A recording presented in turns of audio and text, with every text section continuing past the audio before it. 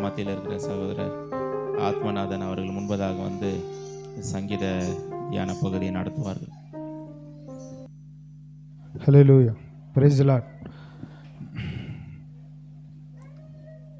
இந்த வாரம் சங்கீத தானம் எடுத்துக்கொண்ட பகுதி சங்கீதம் 14 1-7 வரை. தேவன் இல்லை என்று மதிக்கெட்டவன் தன் இருதயத்திலே சொல்லிக் கொள்கிறான். அவர்கள் தங்களை கெடுத்து அருவருப்பான கிரியைகளை செய்து வருகிறார்கள். நன்மை செய்கிறவன் ஒருவனும் இல்லை. தேவனை தேடுகிற உணர்வுள்ளவன் உண்டோ என்று பார்க்க கர்த்தர் பரலோகத்திலிருந்து மனுபுத்திரனை கண்ணோக்கினார். எல்லோரும் வழி விலகி ஏகமாய் கெட்டு போனார்கள். நன்மை செய்கிறவன் ஒருவனும் இல்லை, ஒருவனாகிலும் இல்லை. அக்கிரமக்காரர்களில் ஒருவனுக்கும் அறிவு இல்லையோ? அப்பத்தை பட்சிக்கிறது போல என் ஜனத்தை பட்சிக்கிறார்களே. அவர்கள் கர்த்தரை தொழுது கொள்வதும் இல்லை. அங்கே அவர்கள் மிகவும் பயந்தார்கள். தேவன் நீதிமானுடைய சந்ததியோடு இருக்கிறாரே. சிறுமைப்பட்டவனுக்கு கர்த்தர் அடைக்கலமாய் இருக்கிறார் என்று சொல்லி நீங்கள் அவனுடைய ஆலோசனையை அலட்சியம் பண்ணினீர்கள். சீயோனிலிருந்து இஸ்ரவேலுக்கு ரட்சிப்பு வருவதாக.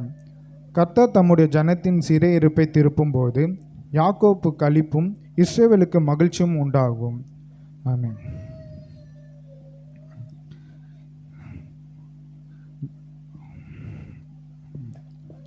இந்த வாரம் பார்த்தீங்கன்னா சங்கீதம் 14 கடந்த நான் 7ஆம் சங்கீதம் வாசிக்கும் பொழுது இப்பொழுது 14 கரெக்டாக 7ல் வருது. இந்த சங்கீதத்தில் பார்த்தீங்கன்னா தாவீது ராஜா என்ன சொல்கிறாங்கன்னு பார்க்கும்போது, தேவன் இல்லை என்று மதிக்கெட்டவன் என்று தன் இருதயத்தில் சொல்லிக் கொள்கிறான். இந்த நாளில் தேவன் இருக்கிறார் என்று யாரெல்லாம் விசுவாசிக்கிறீங்க? எல்லாம் ஒரு அல்லேலூயா, ஒரு சத்தமாக ஒரு கைகளை உயர்த்தி ஒரு அல்லேலூயா சொல்லலாம். தேவன் இருக்கிறார் என்று. அப்போ தேவன் இல்லைன்னு யாரெல்லாம் சொல்லுவான்? யோசித்து பாருங்கள். நார்மலாக நம்ம இந்த உலகத்தில் யோசித்து பார்க்கும்போது தேவன் இல்லை என்று யாரெல்லாம் சொல்லுவாங்க பார்த்தீங்கன்னா, தேவனை அறியாத ஜனங்கள் தான் வந்து சொல்லுவாங்க. செகண்டாக காரியம் வந்து தேவன் இல்லை என்று இந்த உலகத்தில் சொல்கிறவங்க என்ன சொல்லுவாங்கன்னா, நாத்திகவாதி அப்படின்னு சொல்லுவாங்க. இவன் நாத்திகம் பேசுகிறான், தேவனே இல்லைன்னு என்று சொல்கிறாங்க. ஸோ அந்த மாதிரி பீப்புள்ஸில் தான் என்ன பண்ணுவாங்க, தேவன் இல்லை என்று சொல்லுவாங்க. ஆனால் இங்கே இந்த இடத்துல பார்த்தீங்கன்னா தாவீது ராஜா ஏன் இந்த வார்த்தையை யூஸ் பண்ணணும்? தாவீது வந்து தேவனை அறிந்த ஜனம், அறிந்த ஒரு தேவ பிள்ளை.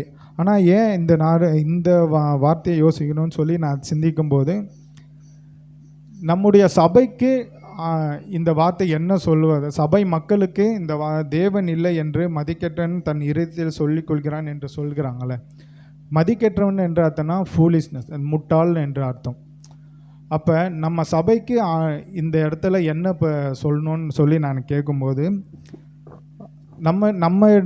நமக்குள்ளேயே சில பேர் இருக்கும். நம்ம மோஸ்ட்லி எல்லாரும் இல்லை, சில பேர் இருக்கும் முட்டாளாக தான் இருப்போம். என்ன விஷயத்தில் முட்டாளாக இருப்போம்னா, எப்போல்லாம் நம்ம வாழ்க்கையில் தேவன் இல்லை என்று நம்ம காமிக்கிறோம் என்று ஒரு அர்த்தம். யாருடைய வாழ்க்கையில் தேவ பயம் இல்லையோ அவங்க வாழ்க்கையில் வந்து நம்ம கர்த்தரை மறுதளிக்கிறோம். என்ன மறுதளிக்கிறோம்? தேவன் இல்லை என்று. ஒருவேளை நீங்கள் வந்து தன் நாவினால் வந்து தேவன் இல்லை என்று சொல்லாவிட்டாலும் தம்முடைய கிரிகையினால் அவர்களை தேவன் இல்லை என்று வெளிப்படுத்துகிறாங்க என்று புதிய அப்போஸ்தலர் பவுல் சொல்கிறார். ஆனால் இப்போ பார்த்தீங்கன்னா தேவ பயம் இல்லாத இடத்தில் தான் அந்த தேவன் இல்லை என்று நமக்குள்ளே ஒவ்வொரு நாளும் மறுதளித்து கொள்கிறோம். தேவ பயம்னா என்ன? இப்போ நம்ம சர்ச்சுக்கு வரோம், டெய்லியும் சர்ச்சுக்கு ப்ரேயர் பண்ணுறோம், தேவனை துதிக்கிறோம். இருந்தாலும் ஒரு சில காரியத்தில் வந்து நம்ம தேவ பயம் இல்லாமல் இருக்கோம். என்ன காரணம்? நம்ம மற்றவங்களை பற்றி பேசுகிறதும், புறங்கூறுத்தோம், கோபப்படுறதும், மெயினாக கீழ்ப்படியாமல் இருக்கிறதும், இதெல்லாம் நம்ம வாழ்க்கையில் இருக்கும்பொழுது, தேவனை அறிந்து நம்ம இந்த வாழ்க்கையில் இருக்கும்போது, அது தேவனுக்கு பிரியமில்லாத காரியமாக இருக்கும் பொழுது, அது வந்து நம்ம தேவன் இல்லை என்று நம்மளே அறியாமல் அதை வந்து அவருக்கு நம்ம அறிக்கை செய்கிறோம். ஸோ இந்த விஷயத்துலையும் பார்த்தீங்கன்னா, இன்றைக்கி யாரெல்லாம் வேதம் வாசிட்டீங்க? வரும்போது வேதம் வாசிப்பீங்களா? டெய்லியும் கண்டினியூஸாக யாரெல்லாம் வேதம் வாசிக்கிறீங்க, ஜெபிக்கிறீங்க? ஒரு நாள் கூட இல்லாமல் டெய்லியும் வாசிக்கிற நல்லது தான் சிஸ்டர், வாசிக்கிறாங்க நல்லது. ஆனால் நான் இப்போ இந்த வசனத்தை யோசிக்கும் பொழுது நான் கடந்த காலத்தில் என் ஃபேமிலியில் என்னென்னு பார்த்தீங்கன்னா ரியானாக்கு ஒரு ஐசியூவில் இருக்கிற அளவுக்கு ஒரு சூழ்நிலை உண்டாயிடுச்சு. நாங்கள் வந்து நார்மலாக தான் ஹாஸ்பிட்டலில் போனோம், டாக்டரை செக் பண்ணோம். ஆனால் இருந்தாலும் ஏன் ஆண்டவர் இந்த இப்போ திடீர்னு என்ன பண்ணோம், ஒரு மணிக்கு எழுந்து நாங்கள் ஹாஸ்பிட்டலில் போயிட்டு செக் பண்ணிவிட்டு வரலாம், என்னன்னு போய் பார்த்துட்டு வரலான்னு சொல்லி போகும்போது திடீர்னு ஐசியூவில் அட்மிட் பண்ணிட்டாங்க. ஸோ அந்த நேரத்தில் எனக்கு என்னன்னு தெரியல, ஷாலினி அழுதுட்டு இருக்கான். சரி நானும் உட்காந்து மறுநாள் ஆகுது நான் யோசிக்கிறேன், ஆண்டவரே ஏன் ஆண்டவரே இந்த காரியம் என் வாழ்க்கையில் நடக்குது அப்படின்னு நான் யோசிக்கும் பொழுது உடனே எனக்கு வெளிப்படுத்தின ஒரே விஷயம், நான் ஜெபிக்கலை, நான் வேதம் வாசிக்கலை, இந்த ஒரு விஷயந்தான். ஸோ நான் என்ன சொல்ல வரேன்னா, நான் அப்பயே உணர்ந்தேன், ஆண்டவரே நான் உம்மிடத்தில் ஜெபிக்கலை, உங்ககிட்ட வேதம் வாசிக்கலை, எங்களை மன்னியுங்க அப்படின்னு சொல்லிட்டு உணர்ந்தேன். ஸோ நம்ம தேவ பயம் இல்லாத இடத்திலும் இருக்கும் பொழுது நமக்கு ஒரு நன்மையான காரியம் கூட நம்ம வாழ்க்கையில் நடக்காது. நம்மளுக்கு எப்போயுமே எந்த காரியத்தை தொடங்கினாலும் அது நஷ்டமாக தான் முடியும். அது எந்த ஒரு காரியமாக இருந்தாலும் சரி. ஸோ அது என்னுடைய வாழ்க்கையில் அது ஒரு சாட்சியாக இருந்தது. ஸோ நெக்ஸ்ட்டு என்னன்னு பார்த்தீங்கன்னா, தேவனை 14:2 தேவனை தேடுகிற ஒருவனும் உண்டோ என்று பார்க்க கர்த்தர் பரலோகத்திலிருந்து மனுபுத்திரை கண்ணோக்கினார். இந்த வசனத்தை நீங்கள் பார்த்தீங்கன்னா தெரியும், தேவனை தேடுகிறவன் உணர்வுள்ளவர் உண்டோ என்று பார்க்க. இங்கே இந்த இங்கிலீஷில் பார்த்தீங்கன்னா இந்த வசனத்தை மட்டும் சரி இங்கே கவனிக்கலாம்.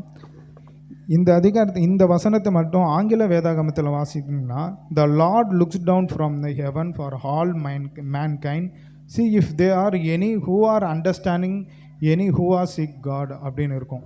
ஸோ இங்கே தமிழில் உணர்வுள்ளவன் உண்டோன்னு இருக்கும். ஆனால் இங்கிலீஷில் பார்த்தீங்கன்னா அண்டர்ஸ்டாண்ட்னா என்னென்னா புரிந்து கொள்ளுதல். இப்போ நம்ம இந்த நாளில் கூட நம்ம தேவனை அறிந்து இருக்கிறோம்.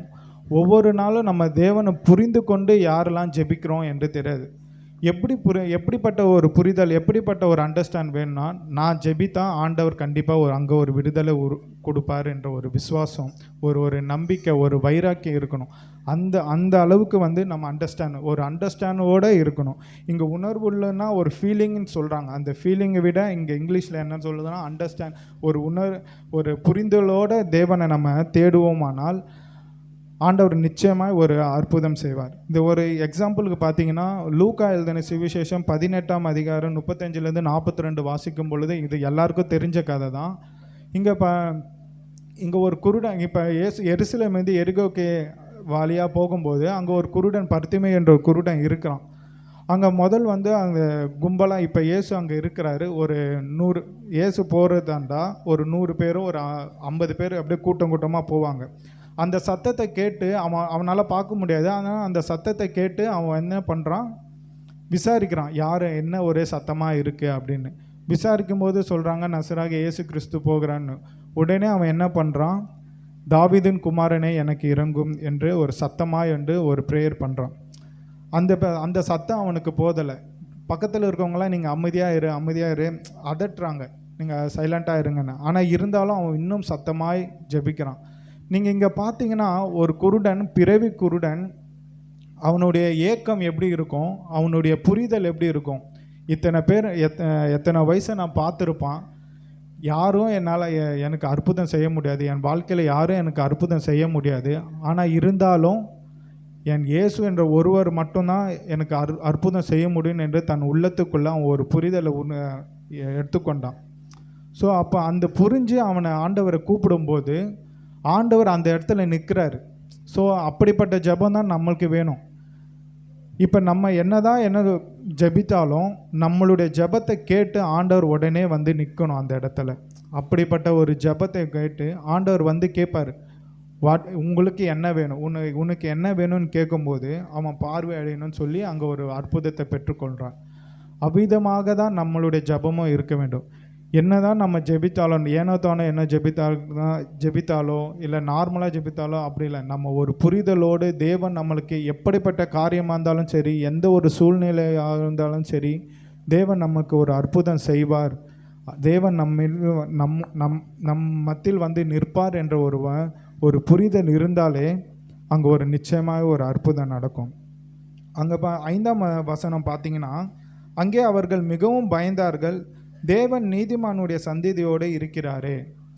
நீங்கள் இப்போதைக்கு இங்கே இருக்கிற பேரண்ட்ஸ்க்கெலாம் பார்த்தீங்கன்னா, மெயினாக நான் என்ன பார்க்குறேன்னா, என் பிள்ளைகள் குறித்து தான் எனக்கு ஒரு பயமே இருக்கும். இவங்க எப்படி வழி நடத்தணும், எப்படி வந்து நம்ம பார்க்கணும். அதே மாதிரி தான் உங்கள் சபை மக்கள் அனைவருக்கும். நீங்கள் பயப்படுற காரியம் எனக்கு எதுன்னு தெரியாது, ஆனால் எனக்கு பயப்படுற காரியம் இது. ஆனால் உங்களுக்கு டிஃப்ரெண்ட்டான சூழ்நிலை இருக்கலாம், டிஃப்ரெண்ட்டான சிச்சுவேஷன் அமையலாம். ஆனால் நீங்கள் பயப்படுற காரியத்தில் தேவன் அங்கே பார்த்தீங்கன்னா நீதிமானுடைய சந்ததியோடு இருக்கிறாரு.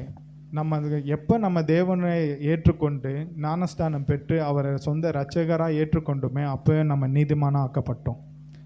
இது அவருடைய சந்ததியோடு இருக்கிறான்னு ஒரு எக்ஸாம்பிள் பார்த்தீங்கன்னா, ஆபிரகாம் ஜெபித்தான், ஈசாக்கு 100 மடங்கு 60 செய்து அவன் ஆசீர்வாதமாக இருந்தான். ஈசாக்கு ஜெபித்ததால் அவன் யாக்கோபு இரட்டதனையான பலனை கர்த்தரிடமிருந்து பெற்று ஆசீர்வதித்தால் இரட்டதனையான பலனை பெற்றுக்கொண்டான். இன்றைக்கும் நான் உங்களுக்கு ஒரே ஒரு இதுதான் சொல்கிறேன், நீங்கள் ஜெபித்தா உங்கள் சந்ததி என்றென்றைக்கும் சந்ததியாக வந்து ஆசீர்வாதமாக இருக்கும். ஆண்டவர் வந்து நம்மளை விசாரிக்கிற தேவன், தலைமுறையாக விசாரிக்கிற தேவன் என்று வேதத்தில் வாசிக்கிறோம். இன்றைக்கு நீங்கள் ஜெபிக்கிறீங்கன்னா அதை கண்டிப்பாக வந்து ஆண்டவர் உங்களை சந்ததியை ஆசீர்வதிப்பாராங்க. அந்த ஆசீர்வதிக்கும் போது தேவன் யாக்கோபுக்கு களிப்பும் இஸ்ரவேலுக்கு மகிழ்ச்சியும் உண்டாகும் என்று போட்டிருக்கு.